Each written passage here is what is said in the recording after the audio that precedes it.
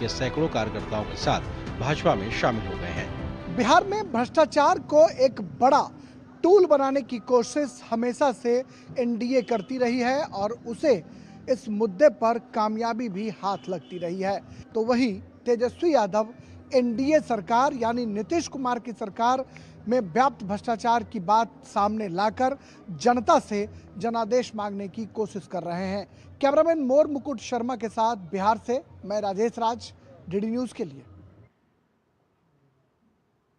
तो आपने देखा कि किस तरीके से लोक लुभावन वादे कर रहे तेजस्वी यादव, और इस सबके बीच तेजस्वी यादव ने बेहद विवादित बयान दिया है और वो बयान आया है वक्फ कानून पर। तेजस्वी यादव ने बयान दिया है कि सत्ता में अगर आए तो वक्फ कानून को कूड़ेदान में फेंक देंगे। ये बयान दिया है एक चुनावी रैली के दौरान, कटिहार और किशनगंज में जब वो चुनावी रैली कर रहे थे तब उन्होंने ये बयान दिया है। उन्होंने कहा कि वक्फ कानून को कूड़ेदान में फेंक देंगे। ये बयान कटिहार की रैली में आया है, जैसा कि मैंने बताया। और बिहार में कटिहार, किशनगंज, पूर्णिया, अररिया जिलों में सबसे बड़ी संख्या में अल्पसंख्यक आबादी वहां पर रहती है। ये जो बयान आया उसके कई मायने हैं। शनिवार को इससे पहले आरजेडी के एमएलसी मोहम्मद कारी सोहेब ने भी सेम यही बयान दिया था। इससे आगे भी बढ़कर उन्होंने बयान दिया था। तेजस्वी का ये बयान सोची समझी रणनीति के तहत दिया गया बयान है, क्योंकि अपने एमएलसी के बयान का खंडन करने की जगह उन्होंने मोहम्मद कारी सोहेब के बयान को उन्होंने डिटो किया, उसी का समर्थन किया। और उनका बयान, जो एमएलसी मोहम्मद कारी हैं, उन्होंने कहा था कि अगर तेजस्वी मुख्यमंत्री बने तो सभी बिल, वक्फ बिल समेत, जिसमें वक्फ बिल भी शामिल है, यानी सभी केंद्रीय बिल या कानून फाड़ दिए जाएंगे। ये उन्होंने चुनावी सभा में उनके एमएलसी ने कहा, आरजेडी के एमएलसी ने कहा है। तो अगर देखें तो ये जो बयान है ये सोची समझी रणनीति के तहत दिए गए हैं।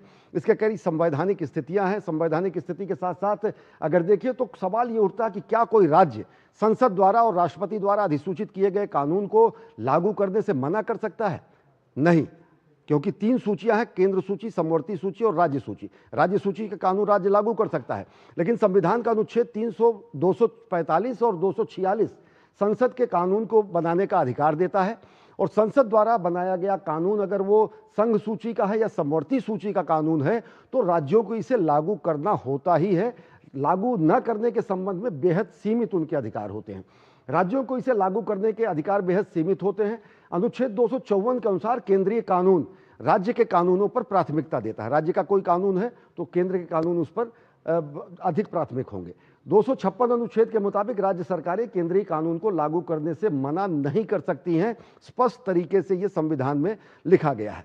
यदि केंद्र सरकार कोई कानून बनाती है और राज्य सरकार उसे पारित करने के लिए या फिर उस पर पालन न करने के लिए उस पर अधिकार नहीं होता, तब जबकि वो केंद्रीय सूची और समवर्ती सूची में हो। राज्य सूची के विषय अलग होते हैं। तो संवैधानिक स्थिति अगर देखें तो स्पष्ट तरीके से ये है।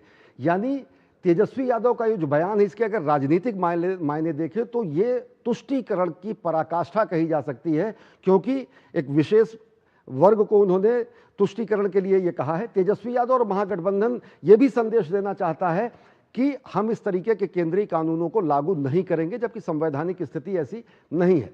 निहितार्थ यह है कि उनके मन में संसद यानी विधायिका और न्यायपालिका का कोई भी सम्मान नहीं है, क्योंकि संसद में अप्रैल में संसद ने वक्फ संशोधन कानून पारित किया था और संसद द्वारा पारित एक कानून जो है संवैधानिक सर्वोच्च, इसकी संवैधानिकता को सर्वोच्च न्यायालय में परीक्षण के लिए कुछ मुकदमे लंबित किए गए हैं। सुप्रीम कोर्ट ने भी इस कानून को खारिज नहीं किया है। वर्तमान स्थिति ये है। अंतरिम आदेश आए हैं, कुछ धाराओं को लेकर अंतरिम आदेश दिए गए हैं। सुप्रीम कोर्ट ने साफ तरीके से कहा है कि कानून को खारिज नहीं किया गया है, अंतरिम आदेश दिया है और इस पर अभी अंतिम आदेश आना बाकी है। यानी कि अभी भी ये मामला सर्वोच्च न्यायालय के विचाराधीन है। न्यायपालिका, विधायिका, राष्ट्रपति द्वारा अधिसूचित कानून को कूड़ेदान में फेंकने की जो बात कही जाती है वो संवैधानिक रूप से संभव तो है ही नहीं, लेकिन एक मैसेज देने की कोशिश है, संदेश देने की कोशिश है लोगों को कि इस तरीके की स्थितियां बनेंगी अगर महागठबंधन की सरकार बनती है।